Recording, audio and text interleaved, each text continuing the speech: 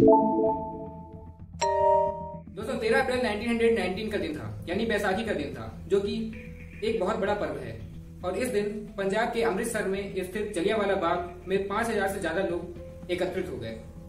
जब यह बात जनरल डायर, जो कि ब्रिटिश सर्च का एक कर्नल था, उसे पता चले कि जलियांवाला बाग में पब्लिक गैदरिंग हुई है, उसने वहां की तरफ अप्रोच किया अपने एक टैंक और 90 लोगों के ट्रूप्स के साथ।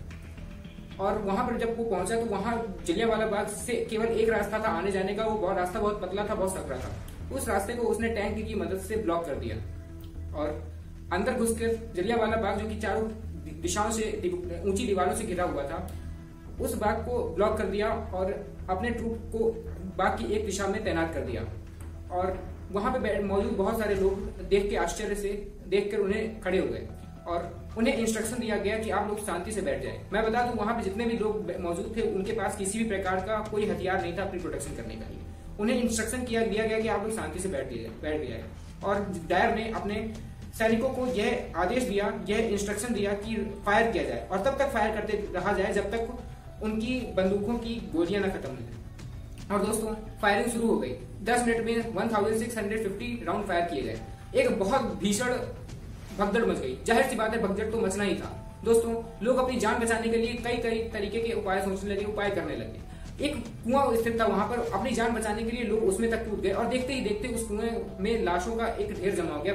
पूरा कुआं लाशों से भर चुका था। दीवारें ऊंची थी, लोग नाखून के सहारे ऊपर चढ़ने की कोशिश कर रहे थे, लेकिन चढ़ नहीं पा रहे थे। और इस पूरी भगदड़ में तमाम लोगों की जाने गई, यानी 400 लोगों की लगभग जाने गई थी। 1000 से ज्यादा लोग घायल हो गए थे। कई मासूम बच्चों की, छोटे बच्चों की भी जान गई। जब ये घटना हुई उसके बाद इसकी बहुत ज्यादा कड़ी निंदा हुई। रविन्द्रनाथ टैगोर जैसे बड़े नेशनलिस्ट ने अपने ब्रिटिशर्स के द्वारा दी गई हुई अपनी नाइटहुड की उपाधि को ठुकरा दिया। और दोस्तों मैं बता दूं, ये कहानी यहाँ से नहीं शुरू होती। असल में 1914 में वर्ल्ड वॉर फर्स्ट शुरू हुआ था। वर्ल्ड वॉर फर्स्ट शुरू हुआ था और हमारे देश के इंडियन नेशनलिस्ट ने ब्रिटिशर्स की वर्ल्ड वॉर फर्स्ट में बहुत ज्यादा सहायता की थी। उन्हें सोल्जर प्रोवाइड किए गए थे जो कि ब्रिटिशर्स के खिलाफ लड़े थे वर्ल्ड वॉर फर्स्ट में, जर्मनी या फ्रांस में जाकर। और इस लड़ाई में 43,000 से ज्यादा इंडियन सोल्जर्स की जाने गई थी। और हम भारतीयों ने सोचा था कि इसके बाद ब्रिटिशर्स हम भारतीयों के ऊपर थोड़ा सा दया करेंगे, थोड़ी सी मदद, थोड़ा सा हमारे लिए रूल्स को थोड़ा सा लीनियंस प्रोवाइड करेंगे, थोड़ी सी छूट देंगे। लेकिन दोस्तों ब्रिटिशर्स ने ठान रखा था कि भारतीयों के ऊपर जुल्म तो करना ही। उन्होंने 1915 में डिफेंस ऑफ इंडिया एक्ट को लागू कर दिया। इस एक्ट के में हर इंडियन नेशनलिस्ट को दबाने या इंडियन नेशनलिस्ट मूवमेंट्स को दबाने की कोशिश करी गई। हद तो तब हो गई जब इंपीरियल लेजिस्लेटिव सोसाइटी के हर इंडियन मेंबर्स के विरोध के बावजूद भी 21 मार्च 1919 के दिन रॉलेट एक्ट को लागू कर दिया गया।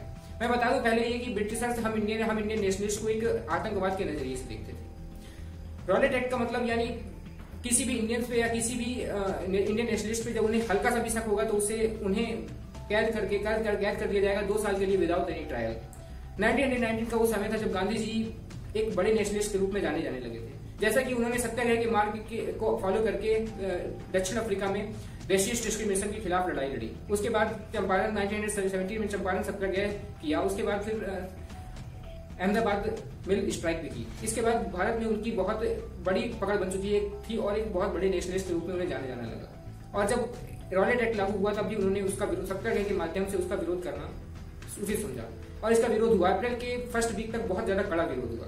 10 अप्रैल 1919 के दिन पंजाब के 2 बड़े नेशनलिस्ट नेता गिरफ्तार हुए, सैफुद्दीन और सत्यपाल। दोनों ही गिरफ्तार हो गए और उन्हें गिरफ्तार करके काला पानी की सजा सुना दी गई। और दोस्तों इसके विरोध में 13 अप्रैल 1919 के दिन पंजाब के जलियांवाला बाग में 5000 से ज्यादा लोग इकट्ठित हुए और जो घटना हमने शुरुआत में बताई वो घटना घट गई। दोस्तों इस घटना में एक 20 वर्ष के उधम सिंह भी थे जिन्हें 2 गोलियां लगी थी और उस गोलियों के खाने के बाद उन्हें इतना ज्यादा क्रोध हुआ और उन्होंने ब्रिटिशर्स से इस पूरी घटना का बदला लेने के लिए ठान ली।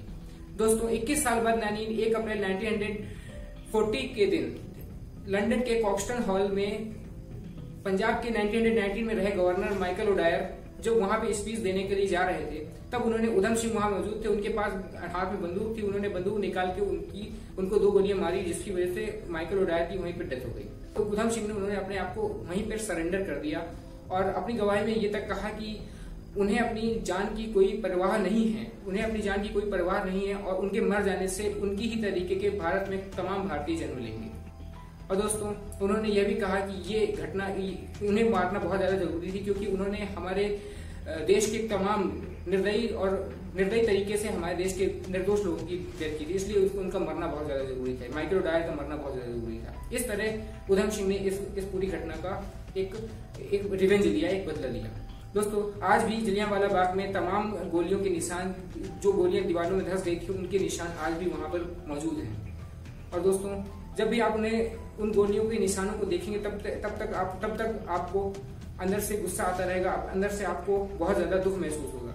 और देश के लिए बलिदान हुए तमाम निर्दोष लोगों के लिए, तमाम स्वतंत्रता सेनानी के लिए आपके दिल में जगह जरूर बनी रहेगी।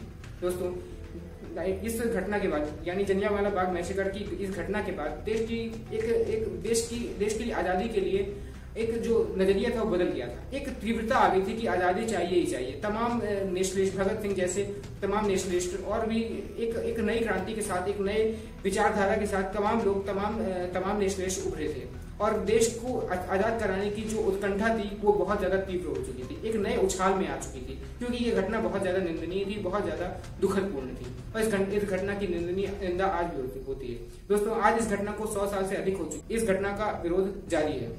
दोस्तों, आशा है कि ये वीडियो आपको बहुत ज्यादा पसंद आया होगा।